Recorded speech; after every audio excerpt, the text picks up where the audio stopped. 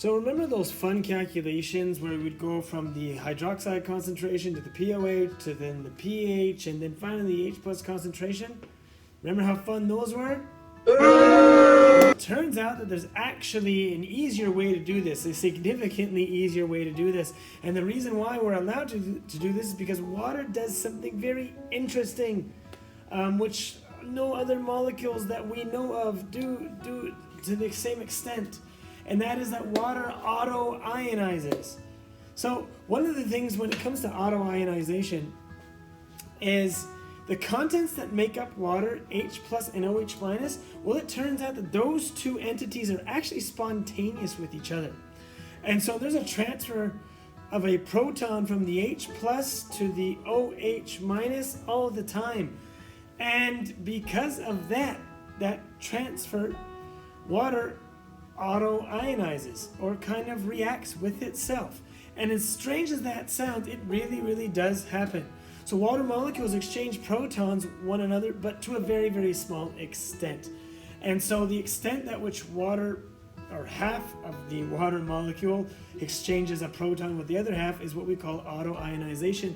And we actually give this constant, or I should say this process, a constant, and we call that the water ionization constant in the form of Kw.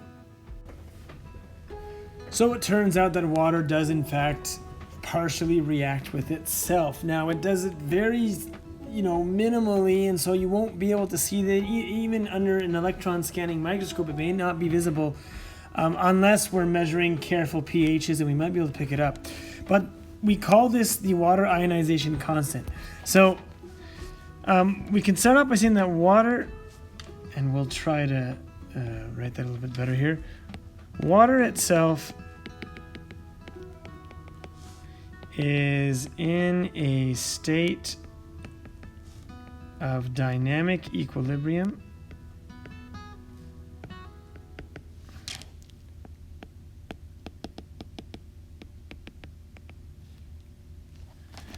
Okay. And we can say due to self-auto-ionization. And so it kind of looks like this. So let me just write that a little bit better. So we can describe water as something like, I write H2O liquid.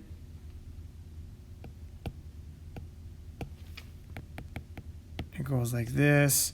So we have H2O liquid. That breaks down into H plus and OH minus. And remember that OH minus is incredibly good at removing an electron, removing a proton. And so because it has that strong pull on the proton, or the hydronium here, that creates that partial ionization. So we describe this state as a constant value. Now, in the Earth, and really anywhere inside a normal setting, a normal classroom, we always see this. Right? We see water liquid, we drink water liquid, and that's because this is not a very strong forward reaction. And so it's actually an incredibly weak forward reaction. We're going to write this here. Reactants, which would be water, in most cases are heavily favored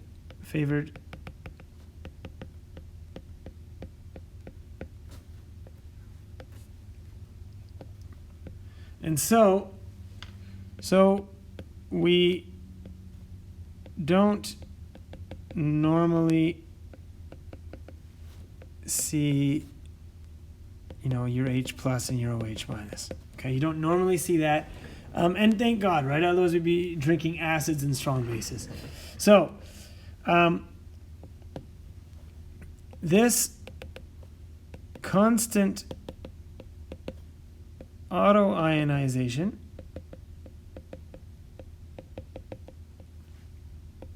is characterized I'll say, hold on, characterized by this K value. And we write KW because the W represents water, right, or H2O. And so the KW under normal conditions is going to be 1.0 times 10 to the negative 14, which you could see that is far below 1, which means that in most cases reactants are going to be favored.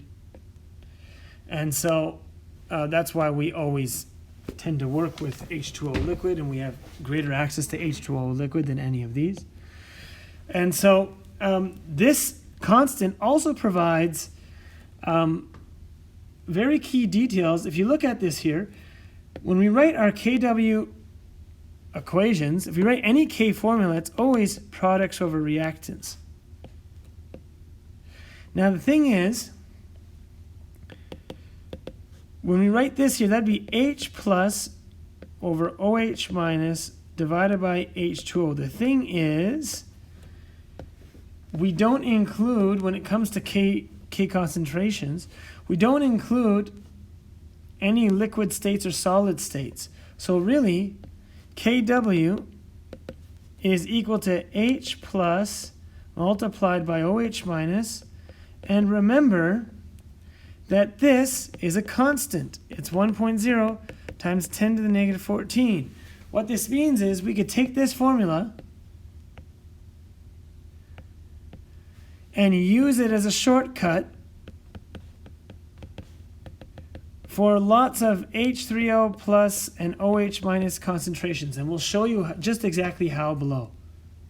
So as an example here, if a substance has an OH concentration, a hydroxide concentration, 4.88 times 10 to the negative 6, what is the H3O plus moles per liter? What we used to have to do is go from OH to POH, POH to pH, and then pH to H3O plus. Now, instead of this process, we could just go KW is equal to H plus multiplied by OH minus. KW is 1.0 times 10 to the negative 14. H plus is unknown. And your OH is 4.88 times 10 to the negative 6. And we can just divide both sides by 4.88 times 10 to the negative 6.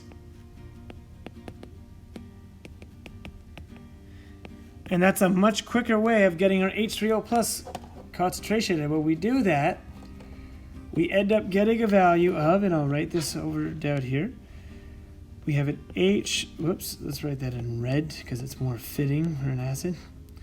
We have an H3O plus concentration of about 2.04 times 10 to the negative 9 moles per liter. So we did this in essentially 2 steps as opposed to, 1, 2, 3, 4. So it shortens our concentration calculations. It shortens a lot of calculations, period. If we look at a second example, now, that being said, before I go on to the second example, if you decide to use this way, you're going to get the exact same answer anyway. It's just, in my mind, the less calculations you have to do, the less chance you'll have of messing up. So what's the pH of a 0.000841 moles per liter NaOH? So this is the same problem that we solved in the previous video, but I'm going to show you that we can approach it this way, and you're still going to get the same answer.